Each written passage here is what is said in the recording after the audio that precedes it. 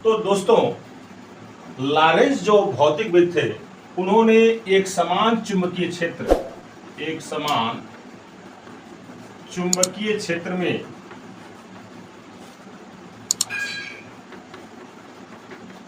गतिमान आवेश पर लगने वाले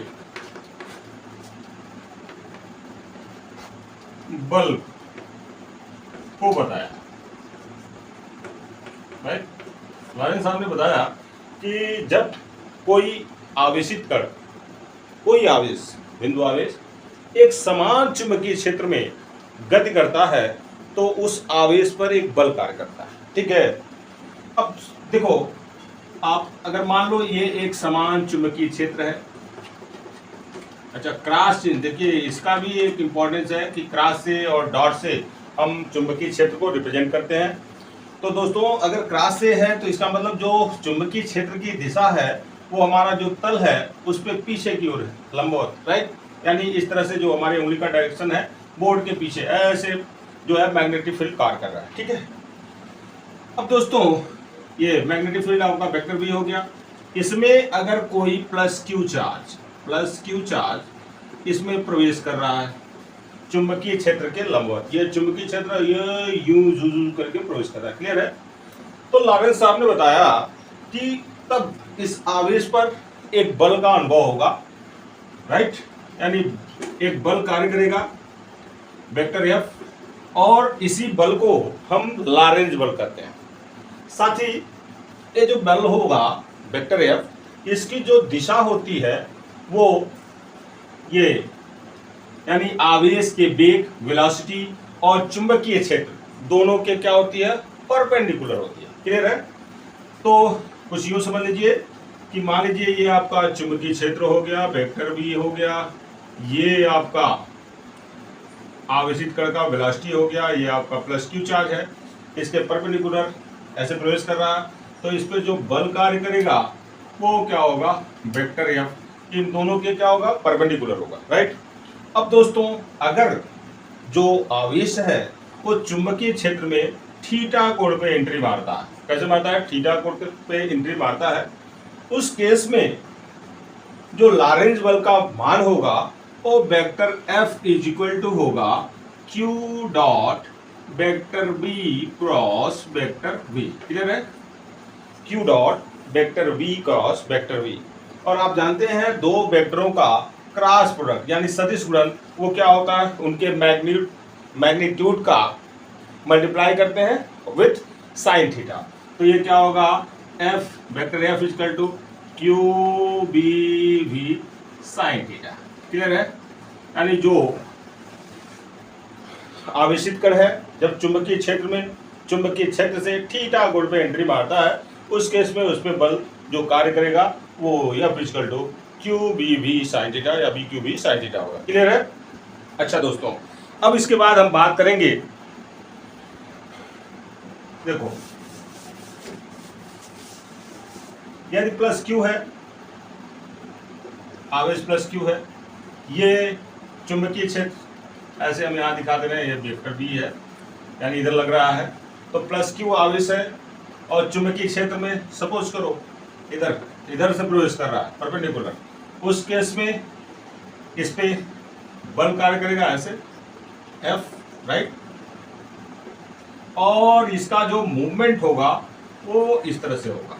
क्लियर है?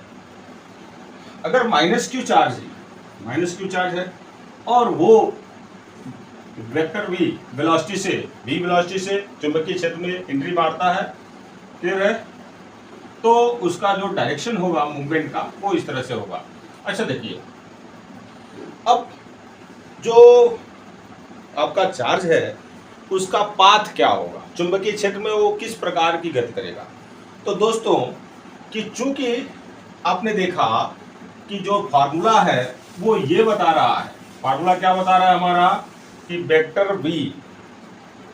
एफ में क्यू इंटू क्या है, vector B cross vector V है। क्लियर है?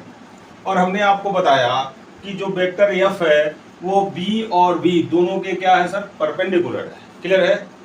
तो ध्यान दें कि जब भी कोई पार्टिकल इस तरह से मूव करता है कि जो उस पर लगने वाला फोर्स हो वो उसके वेलोसिटी के क्या हो, परपेंडिकुलर हो, इन दैट केस उसका जो पाथ होता है कण का वो कैसा होता है जी, सर्कुलर पाथ होता है।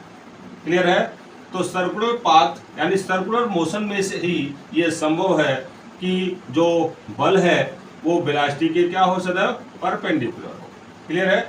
यानी जो आपका आवेशित कण है वो चुंबकीय क्षेत्र में एक सर्कुलर मोशन करेगा, वृत्तीय गति करेगा। क्लियर है? ठीक बात है?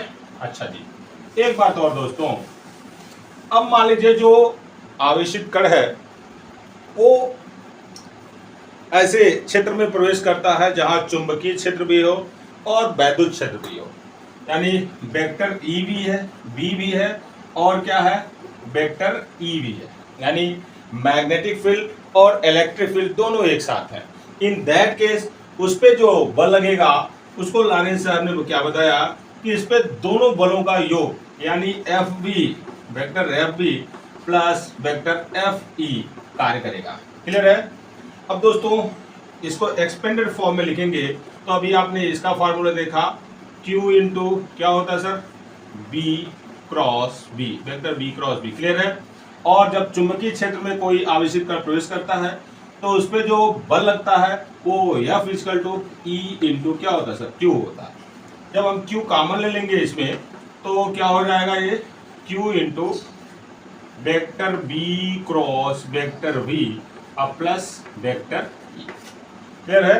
तो जब आवेशित कण किन्हीं दो क्षेत्र यानी विद्युत क्षेत्र और चुंबकीय क्षेत्र, विद्युत क्षेत्र और चुंबकीय क्षेत्र दोनों में, जहां दोनों लग रहे हैं उसमें प्रवेश करेगा तो उसमें जो बल कार्य करेगा लॉरेंज बल, वो उसका फार्मूला, उसका जो वेक्टर फॉर्म है वो ये होगा। क्लियर है? समझ में आया बात? अब देखें सर, अगर जो कण है वो चुंबकीय क्षेत्र में तिरछा प्रवेश करता है, कैसा प्रवेश करता है, तिरछा प्रवेश करता है, उस केस में जो उसका मोशन होता है वो कैसा होता है, हेलिक्स पाथ होगा।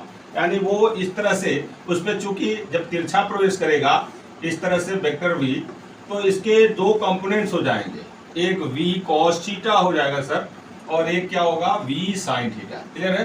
तो मैग्नेटिक फील्ड में जब ये एंट्री मारेगा किसी, मतलब तिरछा, मैग्नेटिक फील्ड के तिरछा एंट्री मारेगा थीटा कोण पे, तो उस केस में इसके दो कंपोनेंट हो जाएंगे और वो इन दोनों वेलोसिटी के अंतर्गत मूव करेगा और इस तरह से उसका पाथ क्या होगा, हेलिक्स होगा, यानी सर्कुलर मोशन में मूव करते हुए आगे बढ़ेगा। आप फिगर देख लें। क्लियर है? समझ में आया? तो ये हो गया लॉरेंज बल। उम्मीद करते हैं टॉपिक आपको पसंद आया होगा। तो अगर आपने हमारे चैनल को अभी तक सब्सक्राइब नहीं किया प्लीज सब्सक्राइब करें, लाइक करें, शेयर करें और अपना प्यार और आशीर्वाद बनाए रखें। Thank you.